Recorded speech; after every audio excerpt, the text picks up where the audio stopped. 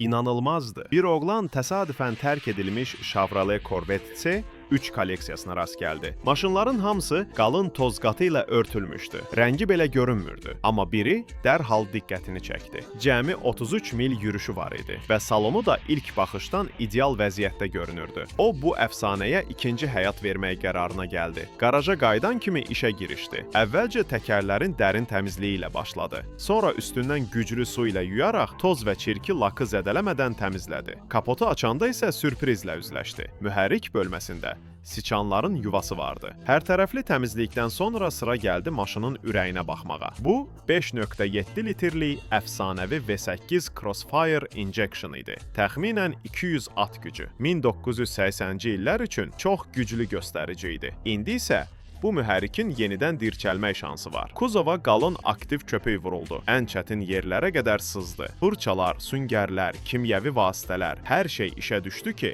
maşın öz əvvəlki görünüşünə qayıtsın. Qara ləkələrlə axan su illərlə gizlənmiş əsl rəngi üzə çıxardı. İş prosesində başqa bir siçan yuvası da tapdı. Çağırılmamış qonaqları çıxarmağın vaxtı idi. Tam təmizlik üçün hətta qanadaltıları da yudu. Çox vaxt diqqətdən kənarda qalan detallar. Amma məhz onlar maşını tam yeni kimi göstərir. Corvette C3-ünün interyeri sərt və kişiyanadır. Bu maşın həqiqi kişilər üçün yaradılıb. Şükür ki, salon demək olar ideal vəziyyətdədir. Təmizlik də tez başa gəlir. Amma detallara diqqətlə. Burada o dövrün əsl Amerikan muscle carlarına xas olan 3 pilləli avtomat sürət qutusu quraşdırılıb. İndi isə sıra kreslolara çatır. Oğlan yalnız yumşaq vasitələrdən istifadə edir. Köhnə dərini zədələməmək üçün incə fırçalar və mikrofiber salfetlər. Qapı kartları əllə təmizlənir. Döşəmə isə dərin kimyəvi təmizləmədən keçir. Qalın köpük və fırça illərlə hopmuş çirki və pis qoxuları yox edir. 10 illiklərdən sonra xalça yenə yeni kimi görünür. Son toxunuş təkərlərin və kuzovun parıldadılması və qarşımızda